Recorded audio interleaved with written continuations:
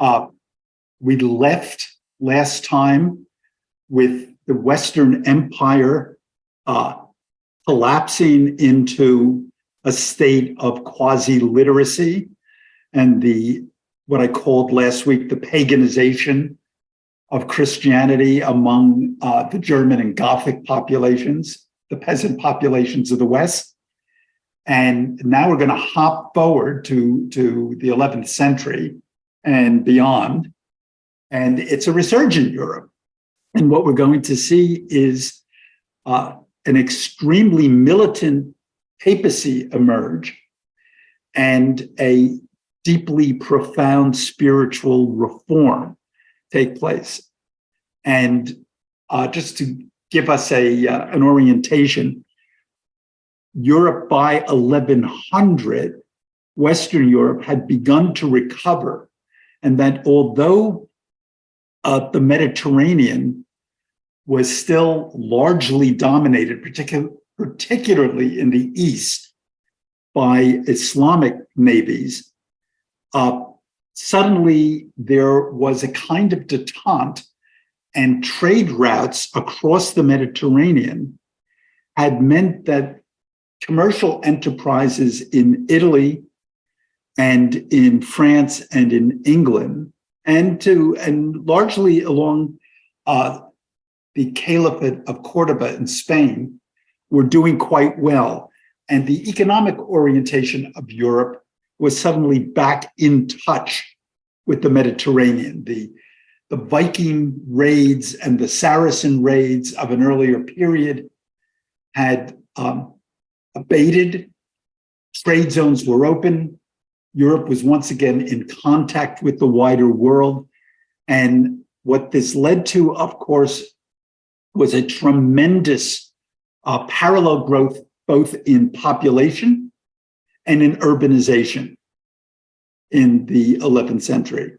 And it meant that a new social class was going to emerge, the so-called bourgeoisie. A borgo is a town, a bourg, a bourg in German, a bourg in French.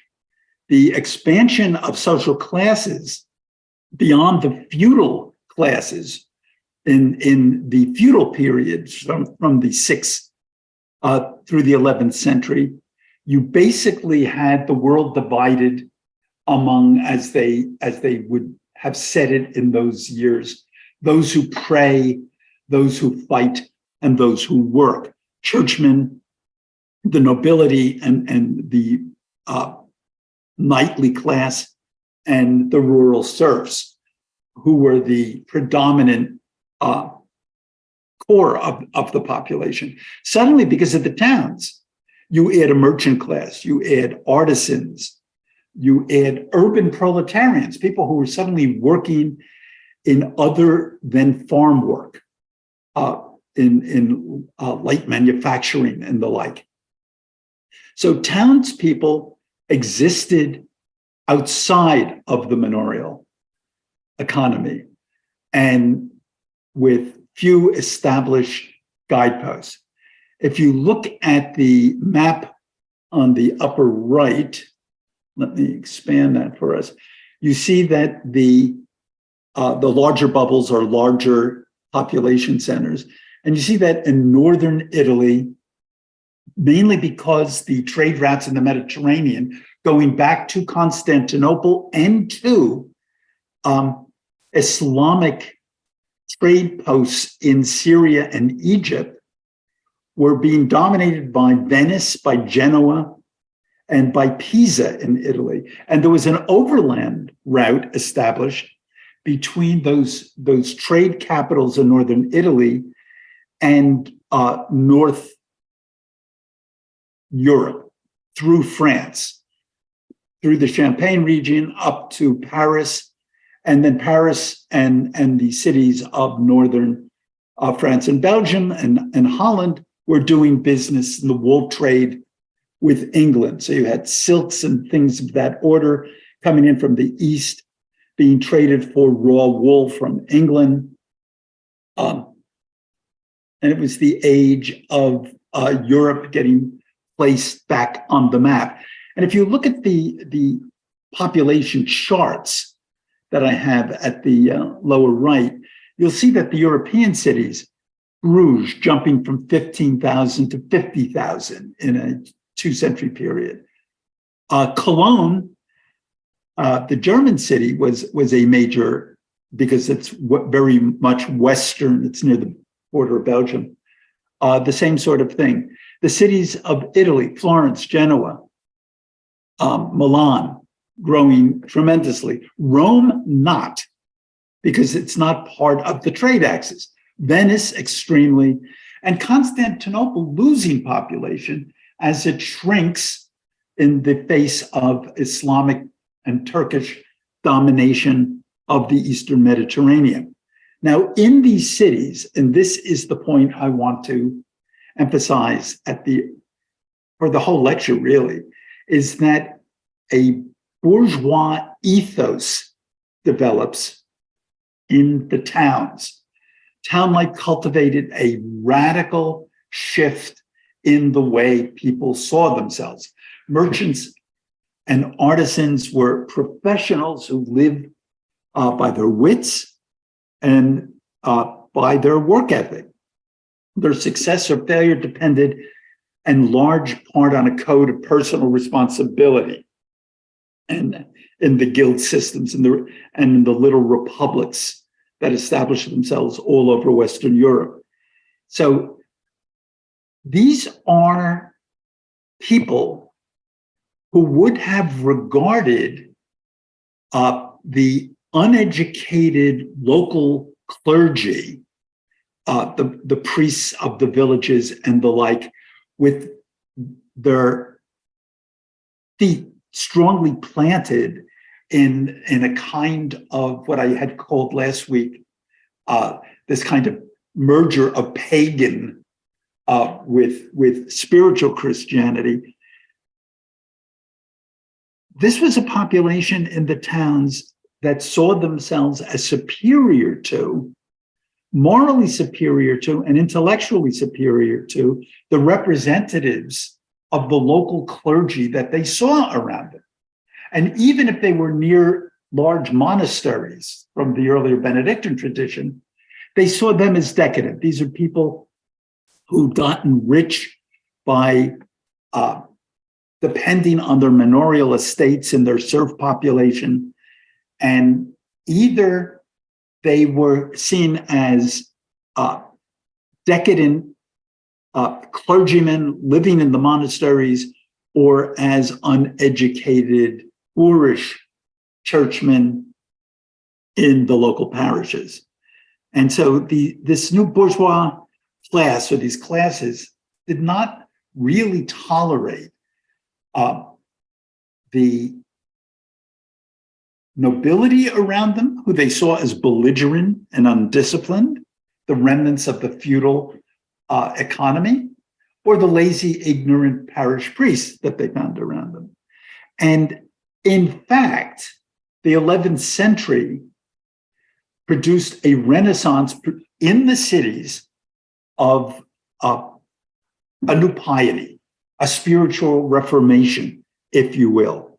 This is the period in which cathedral building begins. And those cathedrals were not built by monasteries. Those cathedrals were not built by the church proper. They were built by the towns, by the emerging cities that wanted to make a statement. This is late in this period, is when early Gothic gets founded as an architectural tradition in France.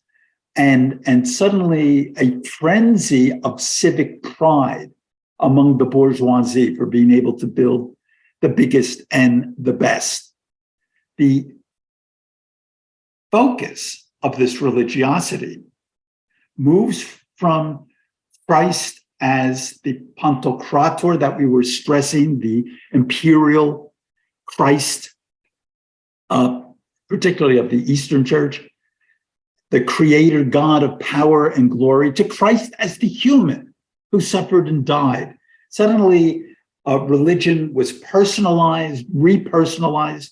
had a lot more in common with the traditions of the first century, the apostolic traditions that we saw with Paul and the generation of the apostles. So it's a new emotionally charged piety focused on Christ's birth, his passion and death, what they would have regarded as the true Christian message, and the sorrows of his mother, the Virgin Mary. I have a quote here from a famous medieval historian who describes, Richard Southern, who describes the spiritual yearning of this period as, quote, an urge towards a greater measure of solitude, of introspection and self-knowledge. It ran like fire through Europe in the generation after St. Anselm's death and produced an outburst of meditations and spiritual soliloquies. So we find a literature, because this new urban bourgeois class is literate. For the first time, we have someone other than the monastic class that leaves writing. And a lot of this writing are meditations on religion. And here's one from Richard Rolle. This is actually from the 14th century, but it really reflects the spirit of the earlier period. And I'm not going to read the whole thing, but, "Ah, Lord, your sorrow, why was it not my death? Now they lead you forth as naked as a worm, with torturers around you and armed knights.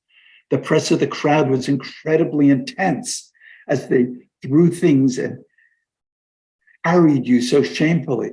So this is the period of passion plays being done in the towns, of processions where people were invited to identify human to human with the Christ who is the human, the Christ who is the sufferer, the Christ whose mother is easily identified with.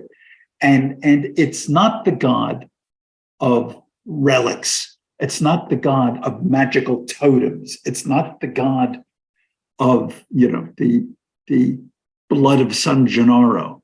It's much more the God that you speak to, the God that you identify with. Remember, in that earlier Eastern tradition, the Christ was portrayed as the unapproachable, the beyond, the great emperor for whom you needed an intercessor to speak for you.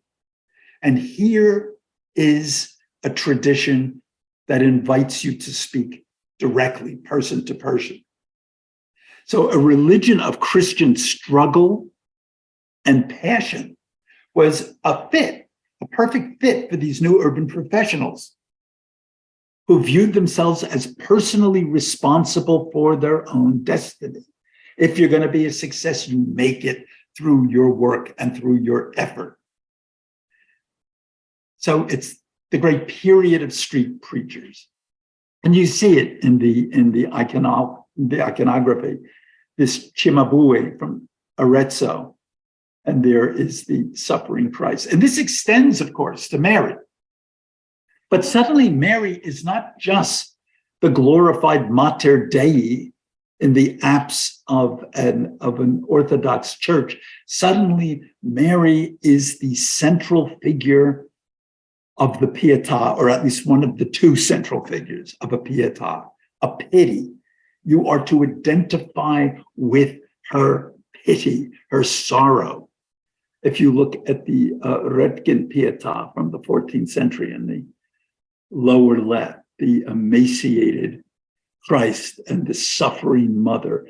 And this tradition endures all through the late medieval, the so-called high medieval period, and into the Renaissance and beyond. So Mary is suddenly now not just the Mater Dei, the Mother of God. She's the Mater Dolorosa. She's the sad mother, the piteous mother.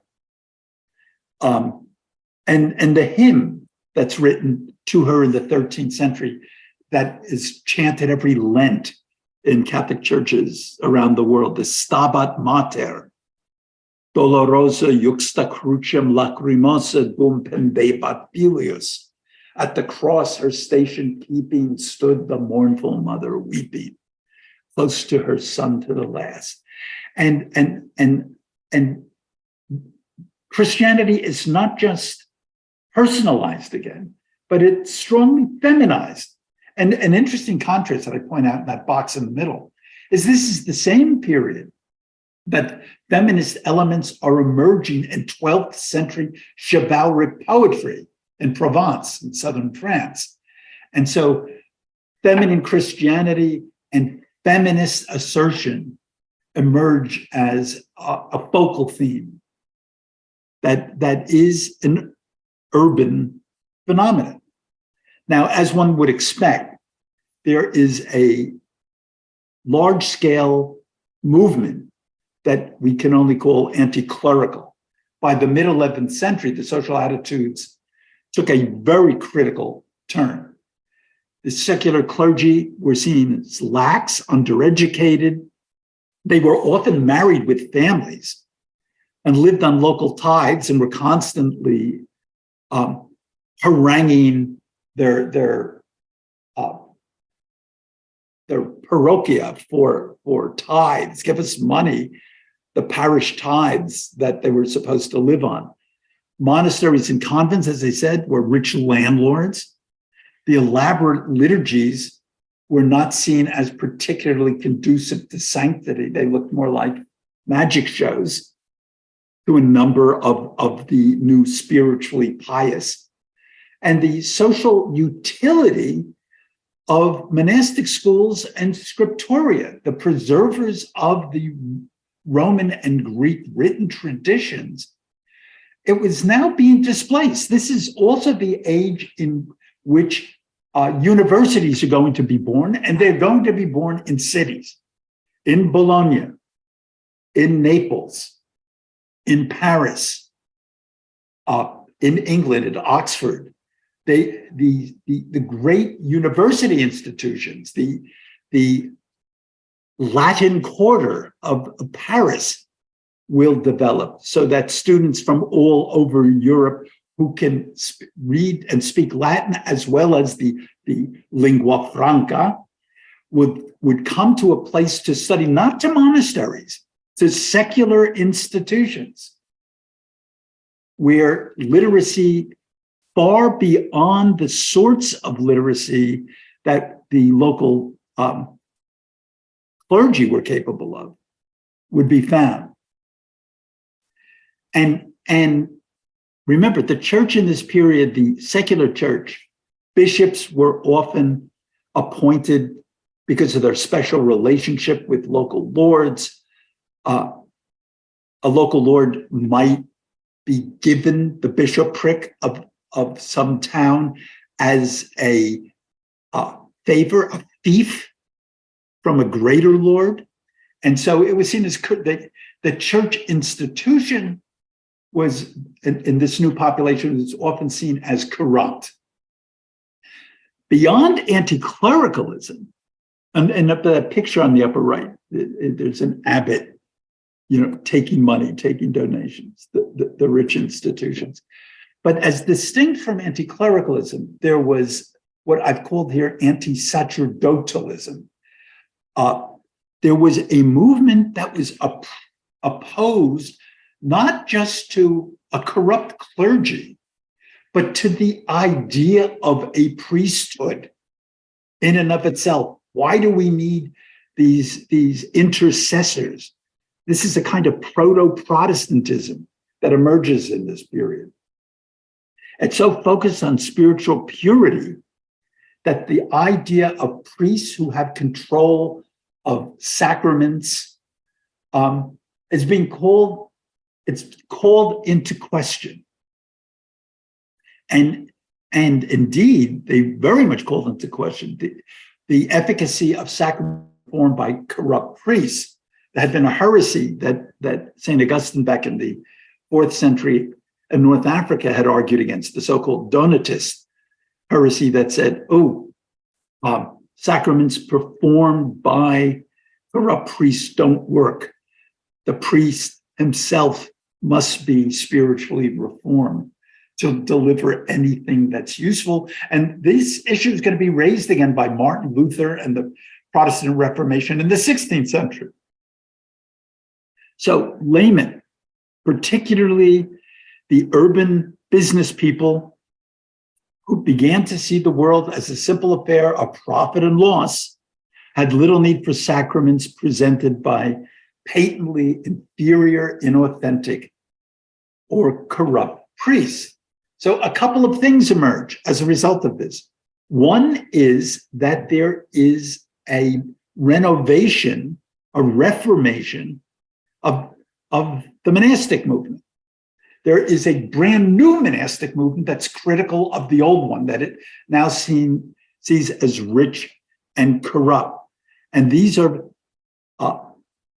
founding monks, a couple of famous founders who decided, like St. Romuald, who decide, St. Bruno of the Carthusians, who decide that they must return to the brand of monasticism that one would have found in the Egyptian desert in the 3rd and 4th centuries, 700 years earlier.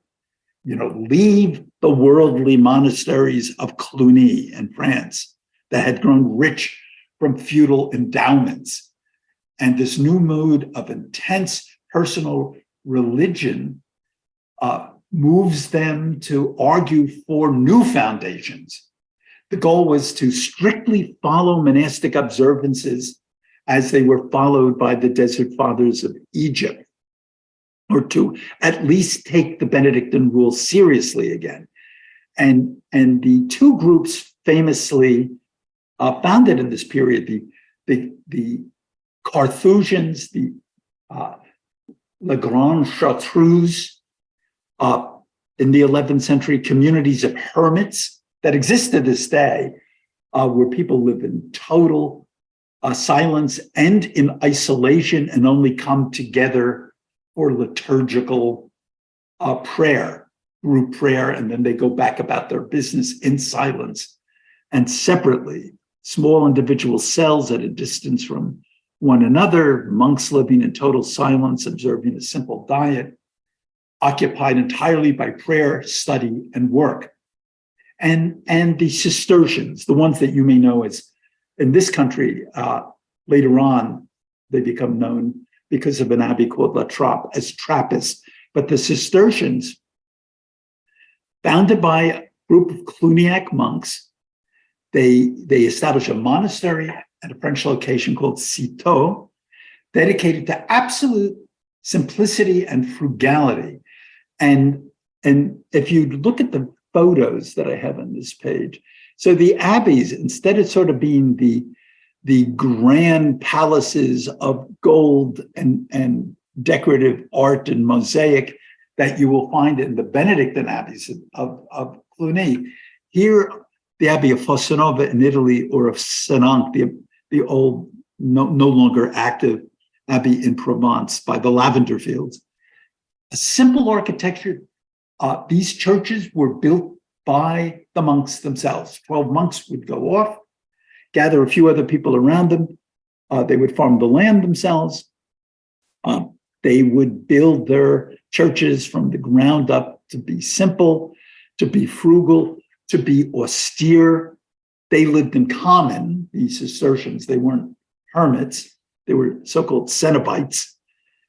They adopted the use of white habits, since they argued that black habits were reserved for hermits. Each abbey in the Cistercian group was supposed to be self-sufficient, and this required manual labor.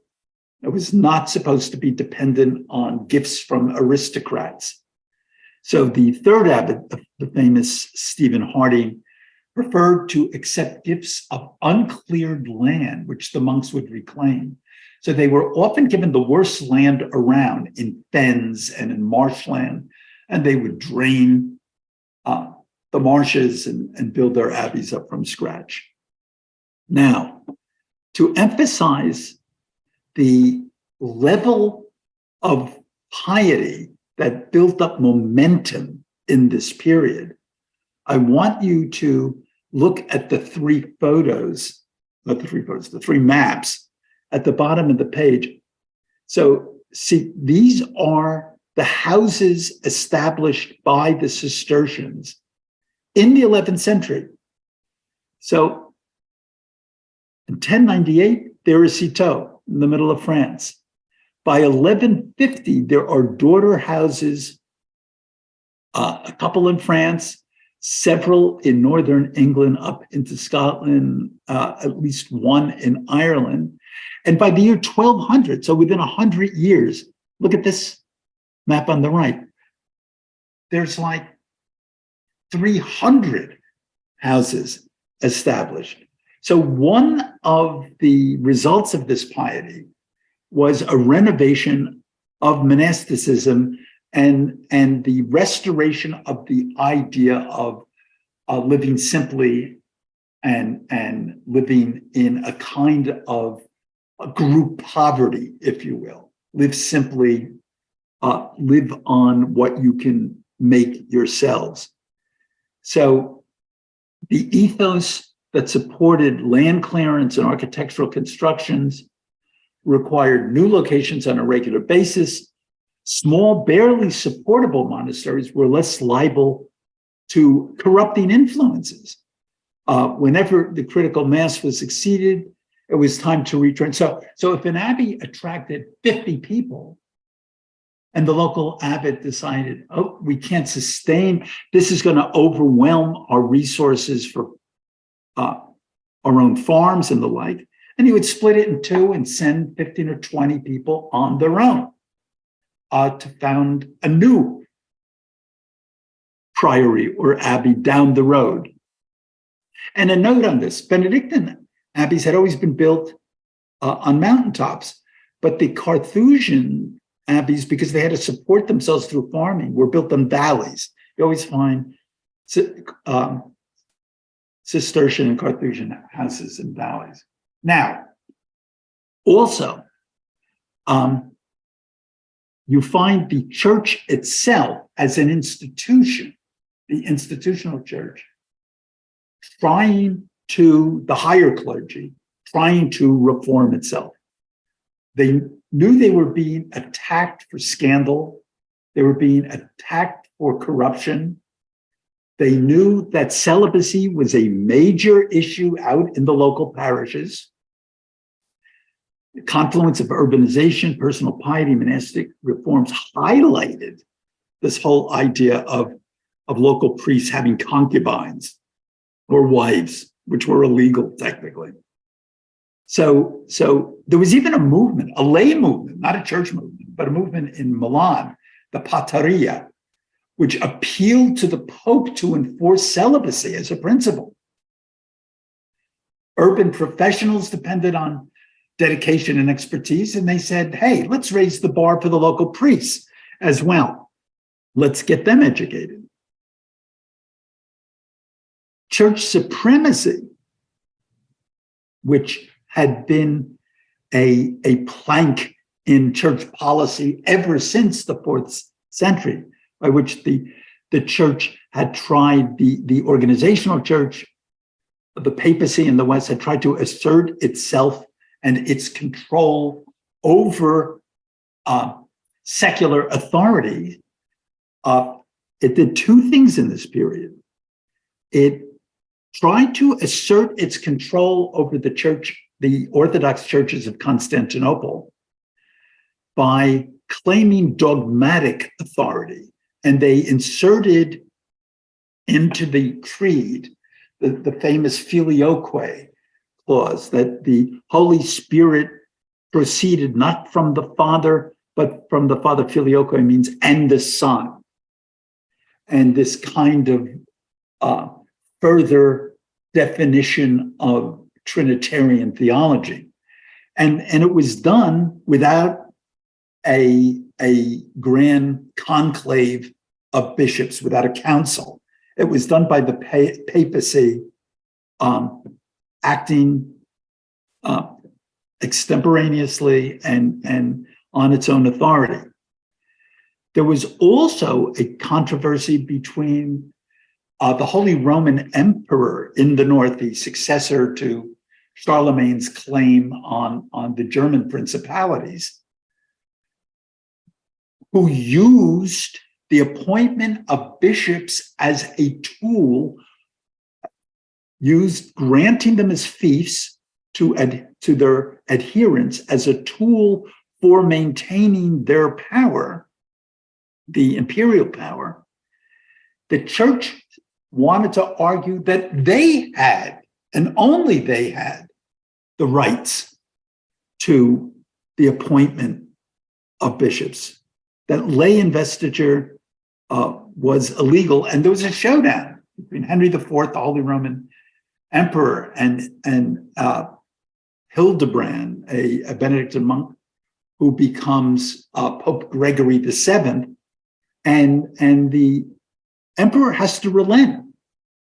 So the papacy, because it didn't have the political clout not to relent, and the papacy, if you will, started really feeling its oats in this period.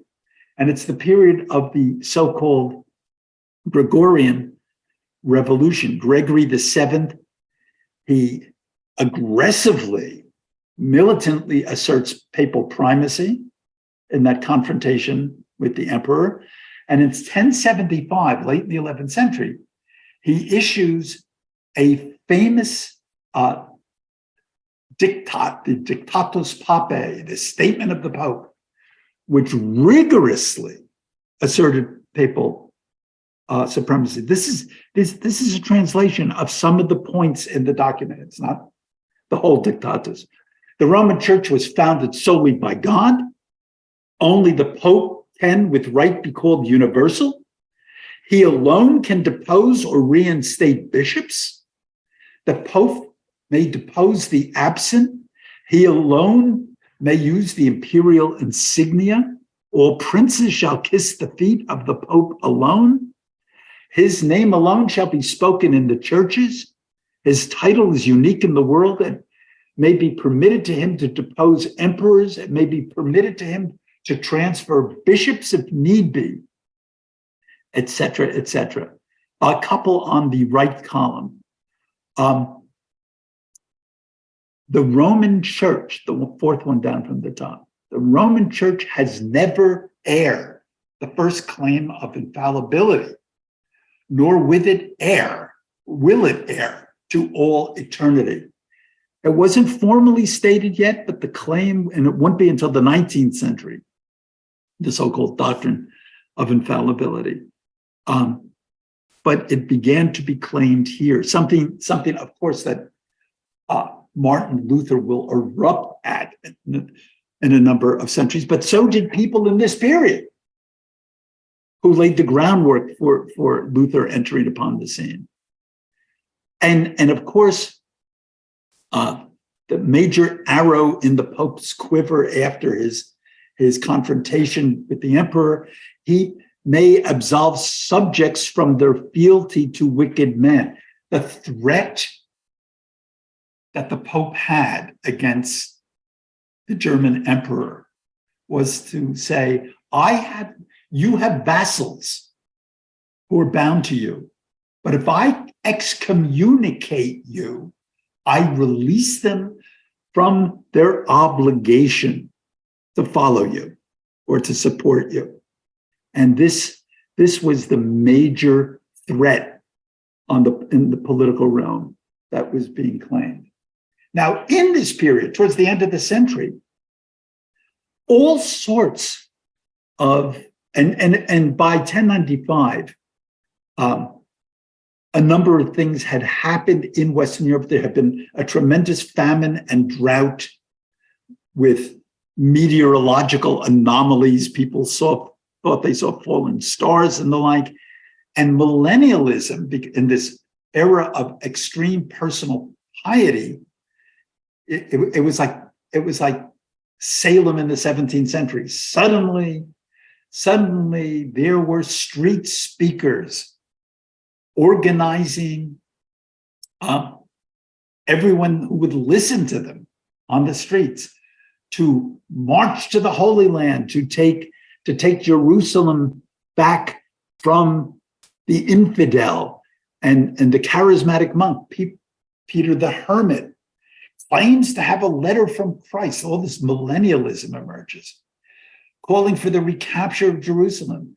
And in 1096, an army of illiterate peasants, urban paupers, scattering of minor knights, and they wind up marching to their deaths. You have this sort of lambs to the slaughter. And it's a people's movement. It's pre-internet, but it's just as spooky as if they had that. Now, within a year of that, the Pope, Urban II, calls for a crusade to the Holy Land, an organized crusade for the aristocrats. Deus vult, God wills it. And you find the foundation of the next 5 crusades over the next century and a half, which is essentially a Christian jihad to head towards Constantinople and Jerusalem. The papacy saw this, of course, as an opening to establish its authority in the West and to bring Constantinople back, Byzantium, back into its control, into the fold. Crusading had a huge appeal for European knights. Not that they were so religious, even though there were those among them who were, but you often had second sons and third sons. Remember, this is the era of primogeniture. An aristocrat would leave his duchy or his county or whatever it was that he controlled to the eldest son. And you had the younger, disenfranchised sons looking for their own piece of the pie. This is how the Normans wound up going to England in 1066. This is how the same Normans, not the ones who went to England, but Normans in Normandy and France. The Normans, by the way, had been, and the reason Normandy is called Normandy, they had been a if you will, an ethnic mix of Vikings and the local French who were in place there. So the Norsemen and the local French. So they had sort of the talent and disposition for militancy and truculence from their Viking past. And these are the same Normans who then go to Sicily and southern Italy and establish a kingdom in southern Italy, the kingdom of the two Sicilies, as it's later called. And of course, a lot of these second and third sons see this, the call to the Holy Land, as a chance to go and carve out chunks. And you will wind up with, after the First Crusade, the Latin kingdom of Jerusalem, with Normans and French knights largely divvying up the pie themselves. So the emotionally engaged religious silo of the time made the idea of a holy war very popular. And of course, this is the period in which indulgences are virtually invented as a device. The papacy says, the penance you have to perform for the forgiveness of sins when you die, these are even for people who are saved. You know, you had the whole idea of a purgatory where you sort of went to get, for the saved, to get rehabilitated a bit before they could proceed into heaven. And indulgences were take the cross, accept the cross, fight for the church, and I will grant you X number of years indulgence. You won't have to spend all that time in purgatory. Now, indulgences were also later on sold for money, donations to the church. And of course, this is what really sets Luther on his path later on. Now, this religious fervor and attempt to establish church control prompts a range of spontaneous movements that will spill into what the church will call heresy. So a lot of the movements that were spawned were not done through conventional monasteries being established. Some of them were lay movements, street movements, urban movements of one kind or another. And this passionate belief and desire for reform was always going to be rooted in the biblical message itself, the gospel message. A number of leaders, the first one we're going to talk about is Peter Waldo and the Valdensians, the poor men of Lyon, which is a movement that really takes root in northern Italy in the early to actually the late 12th century. Ascetic movements of laymen who are literate, who use scripture, the biblical message, as their text, who are going to start preaching these kinds of proto-Protestant reforms. And this preaching is not done inside the controlled confines of a monastic order or a church reform movement. You are now in urban settings in Provence and in the Italian Piedmont, where a number of these fairly new, rich urban environments are rooted. And it's going to be a movement characterized by, one, lay preaching, layman preaching, not priests. Anybody can preach. The message is there for everyone. You just need a representative. Well, who is this priest babbling in Latin that he can't even understand with his back towards you in a church? I'm going to preach in your local vernacular language in terms that you can understand because they are taken strictly from scripture, the Bible. And one of the focal arguments, number two, is poverty. The stories of Christ casting out the money changers, and we have this Giotto from the next century depicting Christ throwing the money changers out of the court in front of the temple. It's a challenge to the institutional church. It's a challenge to the priesthood. Much of sacramental theology was based on a strict reading of the ultimate authority, which was scripture. But this ultimate authority is going to be laid open to lay interpretations. So the Valdensians had the Bible translated for the first time into, we can't call it French, it was a Franco-Provençal vernacular. It's kind of a French dialect. Southern France had 20 dialects in this period.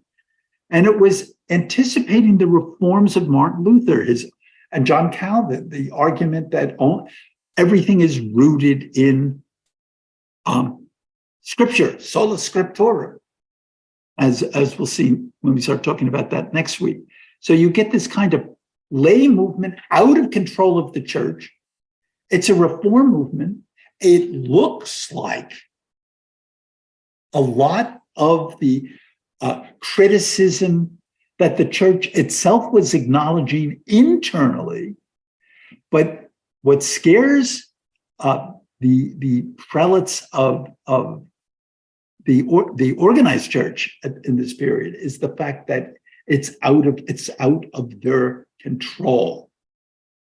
The other great expression of heresy in the period or the so-called Cathars from katharoi, the Greek, or the pure ones, in southern France, in the Languedoc, in Provence. Provence, by the way, was in this period, was a hotbed of cultural creativity and religious creativity. So we find courtly love and courtly literature developing in Provence. We have the Kabbalah and Jewish mysticism developing in and around Lyon. We had the poor men of Lyon, the Valdensians themselves, and most significantly, the Cathars, who are going to be called Albigensians because their focal local point is the city of Albi. It's a sect that had been around the Eastern Mediterranean for 1,000 years, rooted in ancient Gnosticism, a religion that was heavily influenced by Manichaeanism with its dualism of two gods, the good God of the New Testament who created the spiritual one, and the evil God, the Satan of the Old Testament who created the physical world. Human beings were seen as angelic spirits trapped in the evil physicality of fleshy bodies and destined to be continually reincarnated. All physical pleasure was corrupt and sinful.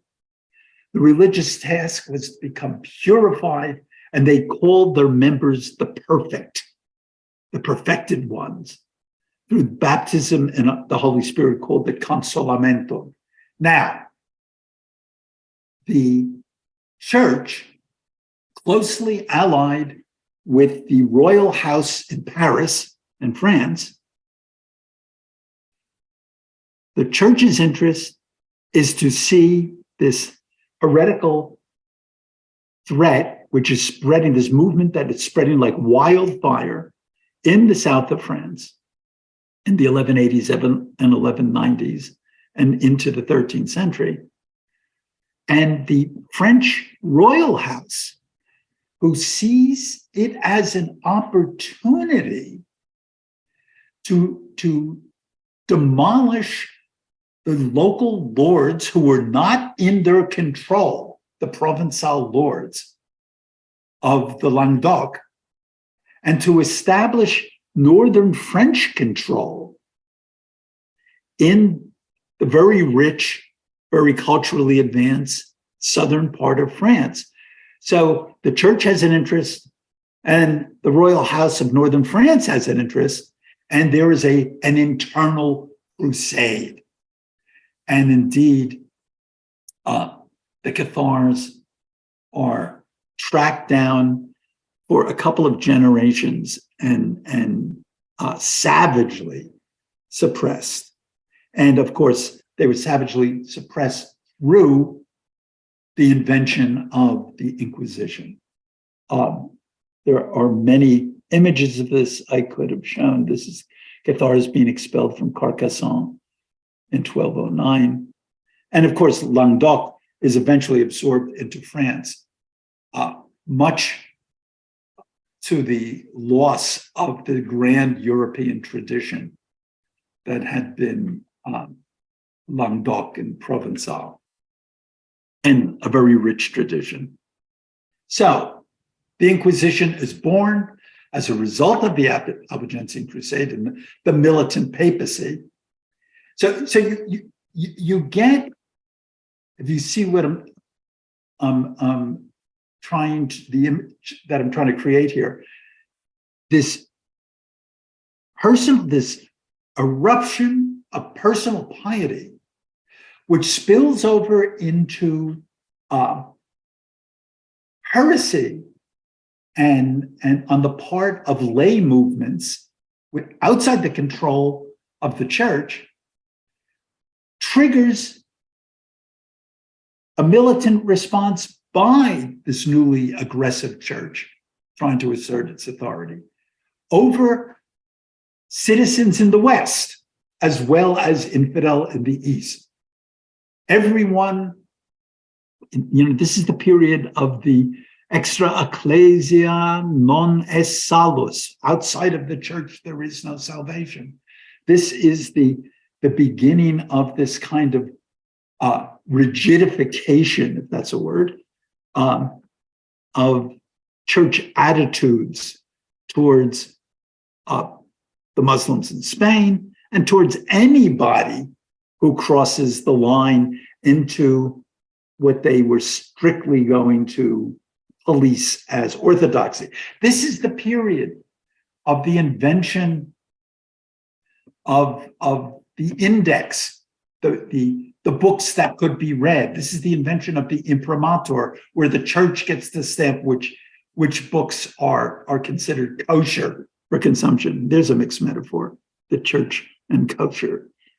So the Albigensian Crusade is, in effect, the first major inquisition because it was sponsored by the papacy. Inquisitors would be sent to towns and villages to question locals and trace the sources of heretical ideas. Torture was allowable. Waterboarding was allowable because the end was considered just. Procedures were developed that would almost guarantee guilt. From a contemporary document, quote, "Under these constraints, they affirm as true what is false, preferring to die once than to be thus tortured multiple times." So even a lot of contemporaries knew that this method would get anybody to confess to anything. Instruments of torture, like Crusaders' weapons, were routinely blessed with holy water. Here you have an image from the period of all the possible methods. You could have your feet held to the fire, you could be racked, you could be hung up by your arms, there were lots of ways. And of course, you could ultimately be burned. And repentant Cathars were made to wear a yellow cross. The Inquisition, even in this period, came to be despised by everyone, including Catholics, because it was able to bypass local leaders, nobles, bishops, municipal councils. It was a papal commission. So it was the papacy exerting its control, often despised by locals, but used locally by opportunists, like Simon Montfort, the sort of evil crusading knight against the Albigensians in the south of France, who became famous for it. We have a document, the Fournier Register. A famous inquisitor of Cathars in the early 14th century, Jacques Fournier, had interrogations of villagers recorded in great detail. And not just single interviews. We have some people who were interviewed on and off over a couple of years. And we know incredible amounts about the lives of a number of them. And these transcripts have been used, they're a treasure trove for modern historians interested in accounts of common people. You know, one of the arguments made by a school of historians in the early 20th century, the so-called analystes, a school of French historians, was that history was always about the winners, the aristocrats, the lords, not, if you will, the common people. And so a movement developed from the 1930s on to look for ways to reconstruct the voices, if possible, of common people in pre-industrial periods. And this was used by one of these historians in a famous book called Montaigne, The Promised Land of Error by Emmanuel Ladurie. It's a fascinating read by which he reconstructs the life of an entire village based on the interviews by inquisitors with almost everybody in the village over about a 20-year period. And it's just a fascinating peek into the medieval world from the other side. Wonderful book. Now, to man or arm the Inquisition, the church used the opportunity of developing an order. The Dominicans, St. Dominic, former soldier, has a spiritual reform. He takes as his mission going to that part of the world infected by Catharism or Albigensianism and preaching, sending his minions out, an order of preachers. They're organized like a monastic order, but they're not a monastic order as such. They're a so-called mendicant order. They travel. Mendicant usually means begging. The Dominicans weren't so much beggars, but they were a kind of, they're the first, if you will, quasi-monastic order organized in like an army into regions directed by the leadership all the way up to the papacy. And so it's a new form of regular clergy, regular meaning. They followed a rule, a regula, and the mission of this group, the Dominicans, is to travel to wherever they were needed to preach the gospel, to root out heresy, and to be examples and exemplars of piety, of good education, and of reform within the church to the local population. So you don't have to resort to Valdensians or Albigensians to see people trying to live a pure life. You can also see it in representatives of the church. So we will try to adopt some of the elements that these other lay movements, these heretical movements, were adopting as a way of showing we too can be reform-minded. We too can try to model our lives on scriptural dictates and not scriptural ideology. So they become the shock troops of the 12th and 13th centuries. They're trained in monastic discipline, but they're ready to travel to any hotspot. They, if you will, they are the 12th and 13th centuries predecessor to the Jesuits that will arise as a response, as an order, that will arise as a response to the Protestant Reformation of the 16th century. So they're quasi-military in their discipline, and it was very suitable towards rigorous questioning and physical ordeals. And these two murals that I show, which are in the convent of Santo Tomas in Avila, they weren't done until the 15th century, but they idealize St. Dominic and his battle against the Albigensians. And the reason I present them here is that the famous grand Spanish General Inquisitor, Tomas de Torquemada, commissioned these for the convent at Santo Tomas.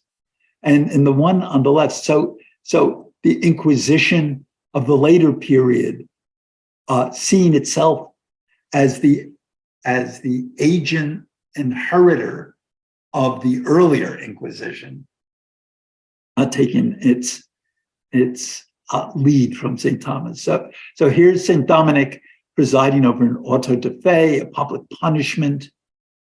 And here's St. Dominic questioning Albigensians and accept the gospel, we'll put your feet to the fire, and you're on the way to Don Carlo. The other mendicant order of this period, and it's one I'd like to spend a little time with, because it is clearly the most difficult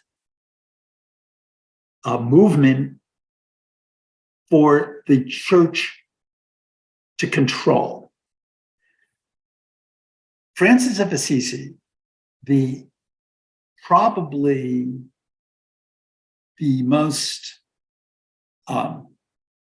significant individual of the entire Middle Ages in terms of his influence on the entire Christian tradition, his influence on every reform movement that was going to take place from this period on, and his unbelievable ability to do it while staying just inside the limits of orthodoxy dictated by the church. He was such a charismatic figure, this founder of the Franciscans. He was a mystic, he was a stigmatic, which we'll look at a picture of in a bit. He was such the total personification of piety, but he never, ever tried to claim publicly authority to criticize the church hierarchy. He just stayed away from it. It was as if you had a second coming of Christ who didn't want to take on the political establishment. He's born into a prosperous bourgeois family, so he's educated. Giovanni di Pietro Bernardone. His father nicknames him Francesco, the Frenchman, because he's filled with ideas of French literature and the like in this period, chivalric literature. He plays the young gallant. He's handsome, he's witty, he's a lavish spender. He's got the taste for chivalric poetry. And then he has this conversion.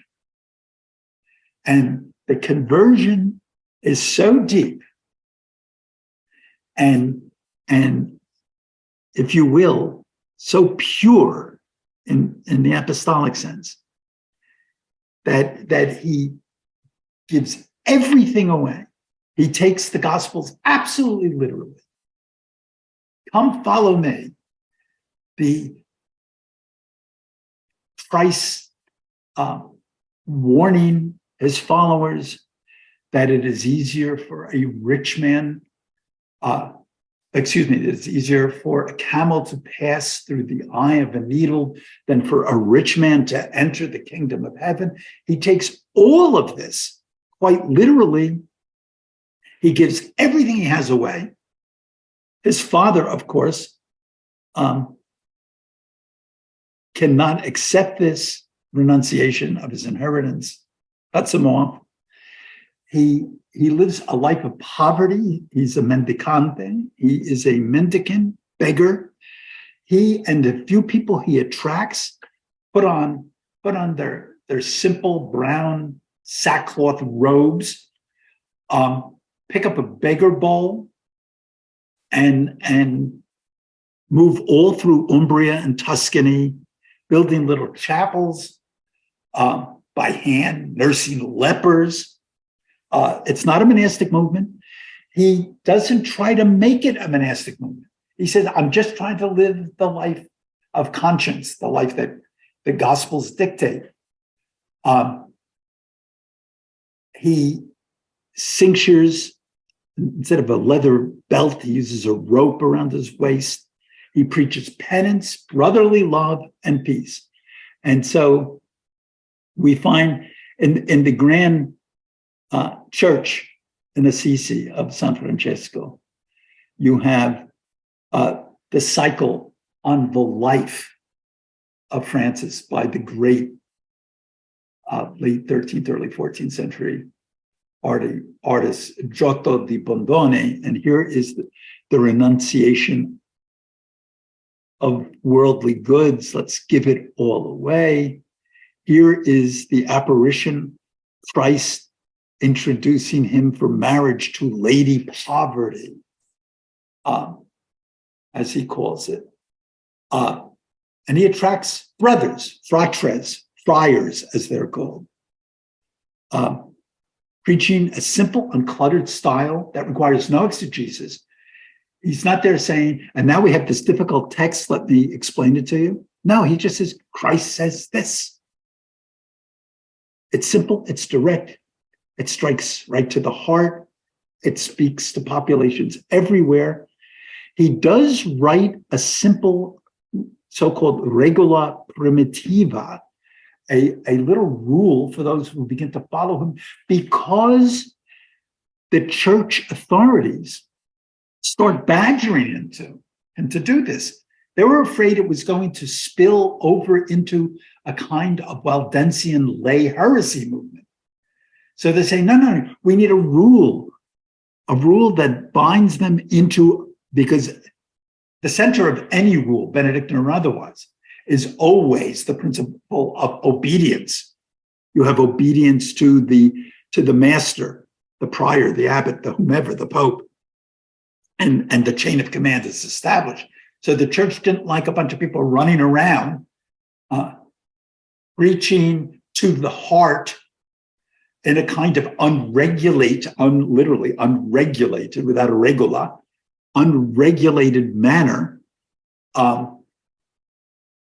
The potential of Francis's impact on a lay movement that preached a kind of Waldensian poverty principle was so frightening to members of the Roman Curia that they said, this has got to be controlled. So in 1210, after a dream in which he saw Francis holding up the Lateran Basilica. This is the Lateran Church in Rome, not St. Peter's at this period, was the central papal church. Pope Innocent sanctions the order. He said, okay, I see that this guy can work with it. He has this dream. And it's depicted in this Giotto. The Pope is having the dream, and here's Francis holding up the church, and it's the church, the papal church. And he says, this guy is going to be good for the church. So he sanctions the order, if you will, even though Francis is still trying to play down the whole idea of it as a structure of any kind. And Francis's appeal, of course, as soon as church authority steps into the picture, it's at the same time that his appeal goes viral, if you will. And for a generation, the Franciscans, especially when he dies in the 1220s, Francis dies in the 1220s when he's only like 42 years old or something. But for a generation, the Franciscans were the object of a tug of war between the spirit of Francis himself, the so-called holy fool, whose message was to observe the holy gospel, living in obedience without anything of our own and in chastity, and the idea of a regular order that took its direction from the papacy. So reverend clerics themselves were in awe of Francis, the individual, but were deeply suspicious of a movement based on what looked to them to be potentially a personality cult of a saint, especially since Francis claimed that the first order of obedience, he never gave this principle up. They badgered him like crazy, and he hedges it in his second rule, but he never gives it up. That the first order of obedience was to one's own conscience, the voice of God within, not the voice of the church coming from without. He just barely stays within the bounds of orthodoxy by stressing the principle of obedience, even though he's saying it's obedience to God, not to God's representative in the Pope. The papacy pushed for and gets a more detailed rule. By the time of Francis's death, the Franciscan order had been institutionalized. But there were often these splinter groups within the Franciscans, the so-called fraticelli, or the spiritual Franciscans, who were pushed for extreme poverty and criticized the church and were declared heretics. If you remember the Umberto Eco novel, The Name of the Rose, which was made into a film, and there is a trial in which these spiritual Franciscans, the Fraticelli, are often seen as heretics on the edge of conformity all the time. So Francis himself, the individual, he walks the fine line between saint and heretic. Here he is giving the rule to Innocent, to the Pope. Now, his cult is, while domesticated by the church, is at the same time just a charismatic vision of this incredible individual. So he is, as we see in Giotto's portrayals, he is a mystic. Francis is accredited with several miracles, mystical visions, and of course, the first person in the West to manifest the stigmata, the wounds from Christ's passion and death. The most recent one, I suppose, was Padre Pio, the Italian Franciscan of the 20th century. Wounds in the hands and the wounds in the feet and the wounds in the side. He would be observed bleeding from these places. He was held in such wonderment by his followers that his canonization, 18 months after his death, usually somebody gets canonized like 3 centuries after their death, was virtually by acclamation. He was almost declared a saint in his own lifetime. So he is shown in this Giotto in ecstasy. And he is shown here receiving the stigmata from the seraph, the six-winged angel. Seraphim means the burning ones, the flying serpents, if you will. And here in this panel, wonderful. The Giottos, if you ever get a chance to go to Assisi in Umbria, spend like an entire day in the Church of St. Francis. Anyhow, so he is a mystic, and and follows through the art of the next 500 years after him. He becomes the model of the new piety. He becomes the saint who restores a sense to anyone in or out of the church of what it means to lead the simple Christian life. And he will be idolized by artists in Northern Europe and in Southern Europe over the next several centuries. So here we see a Jan van Eyck, and it's Francis receiving the stigmata. And here we see the ecstasy. Whoops, I jumped ahead. The ecstasy of St. Francis in meditation, Stefano di Giovanni.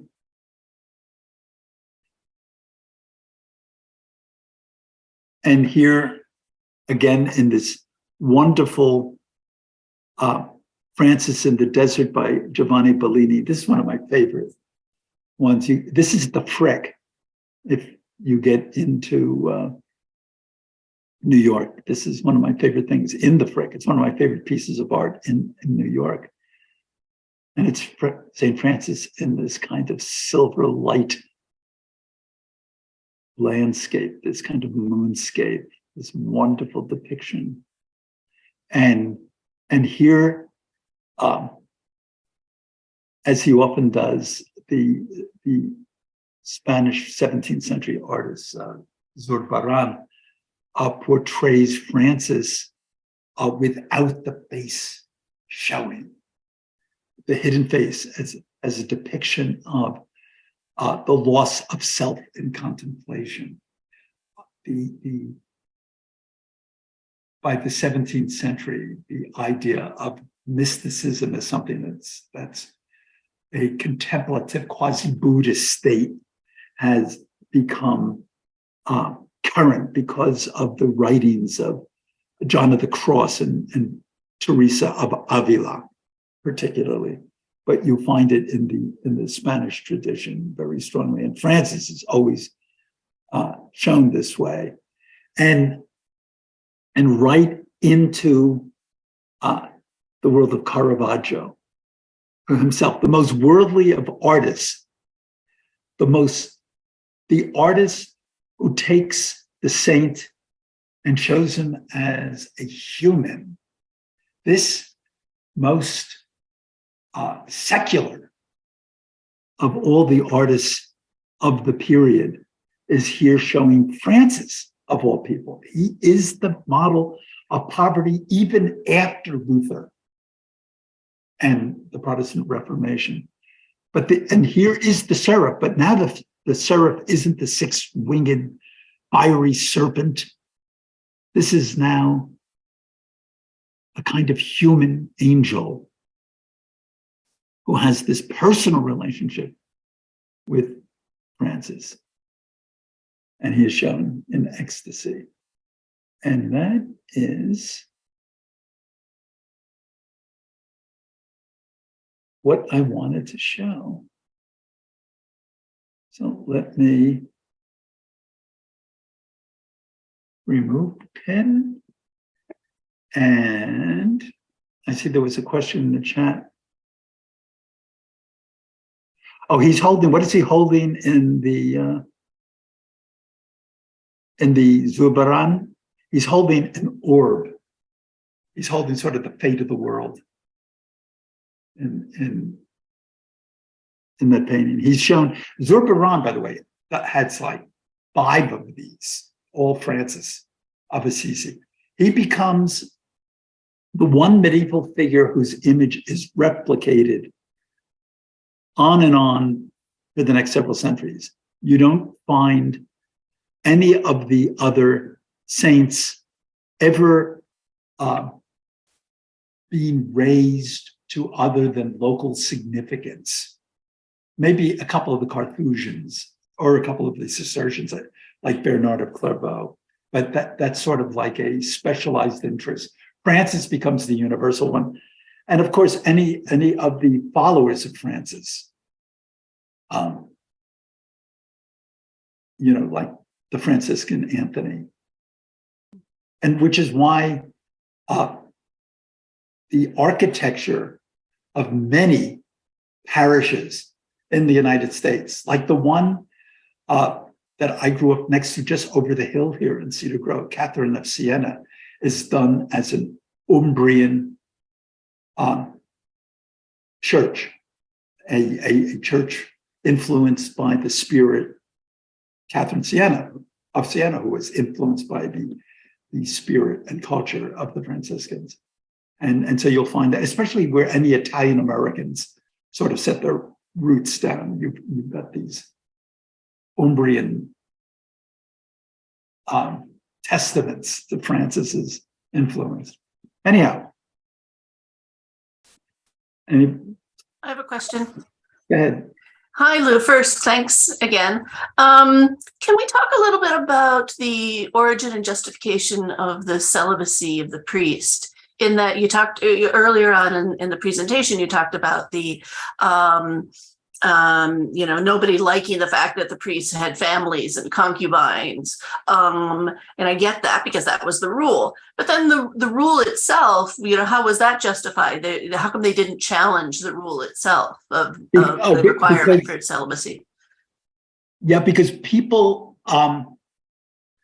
celibacy begins to get established by about the 3rd century. Mm-hmm. And it was really because Christ and the apostles are never shown as having wives, and Paul's, if you will, crusade against marriage and physicality and sexuality, not entirely against, as he puts it in one of the epistles, it is better to marry than to burn, or than something. to burn. Yeah, exactly. You get the idea that it is a superior or preferential state.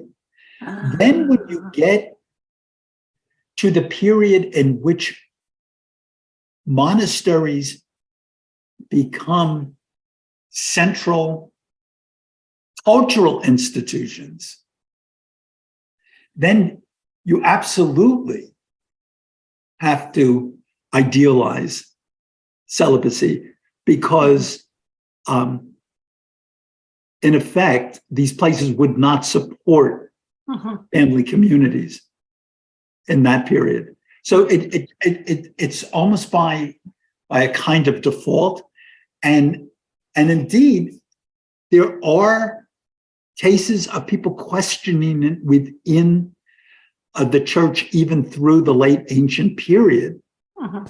And you know, Eastern Orthodox priests marry. It's the monks that don't. But in the Latin West, when cultural institutions sort of collapse into the monasteries,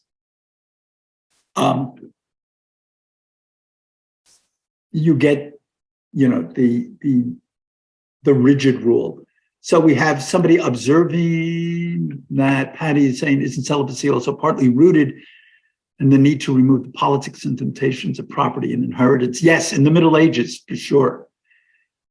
But it was already established in the monastic tradition. And so, which is why it isn't as if there were a whole lot of educated parish priests after the fall of the Western Empire. And so, of course, local priests fell into the taking of concubines and the like.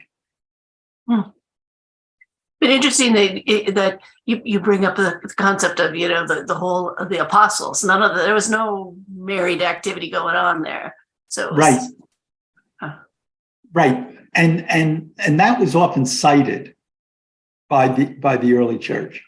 The apostles weren't weighed down by family concerns. Yeah. They also couldn't be extorted if the only ones who could be killed were them themselves when there were persecutions in the Roman world. That was an issue? Well, I think psychologically it would have been. I don't know that Peter was not to have been married. Somebody had just raised, Patty had just raised that.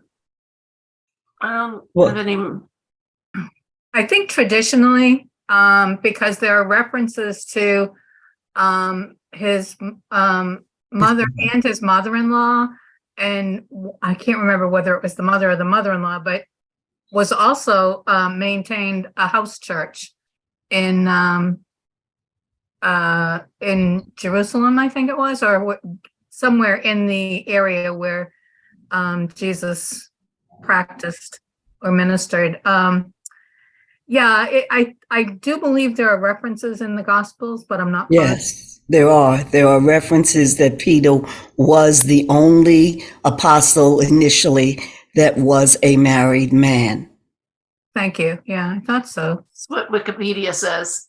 Okay, thanks for that. I didn't know that. I didn't either. Thanks. Oh, okay. Somebody's making the reference. I just did a quick Wikipedia. Yeah. Okay. Thank you. Thank you. Terrific. But then he winds up going. But here's your point, Lou. You know, like, I don't remember hearing that, and I've got a fair exposure to the Bible. You know, and I mean, Patty did. She gets a better grade than I do. But still, that kind of makes your point, is that it's not really well known. No. Yeah, and indeed, the suggestion has to be when he goes off to Rome on his mission that he's doing that without family. Yeah, I've kind of known it I've always felt bad that he walked off and left his family. So I don't know exactly. I assume it's because it's in the Gospels, but I'm kind of old and I've known it for a long time. I don't know if it's just it's overlooked or. It was listed that he walked off, but he left his wife in the care of, she had brothers in the Gospels, and I imagine in the care also of a very tight community. But it was listed that there was something special about Peter, Simon Peter, who later became the rock that the Catholic Church was built upon, that made him the special exception, that he was the only one who was married. Yeah, I should make clear, when I say I always felt bad, I mean that as a child, that was so I remember as a kid feeling like, oh, that's so sad that he had to leave his family, because children have weird thoughts. Okay. I think it's a valid thought. But I didn't mean that I thought that it was a horrible way to start Christianity. That it wasn't what I was getting at. Oh, no. Yeah. And remember, by the time we get into the Middle Ages, the idea of even higher clergy having concubines, especially since a lot of people who were urban bishops were appointed by overlords as a political arrangement, and were not really particularly devoted to traditions of sanctity. So that would have been a common scandalous observation that locals would have made in this period.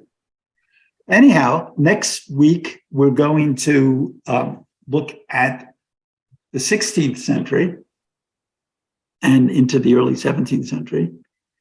And in the last week, we're going to spring to late 18th and early 19th century America, which will be a change of pace.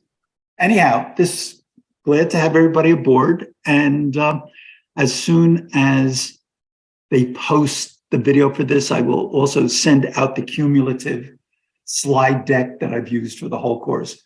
As you notice, as I send it out each week, I just tag that week's slides onto the end, so that by the end, the last one I send out is the whole deck if anybody wants to go over anything. And we appreciate that.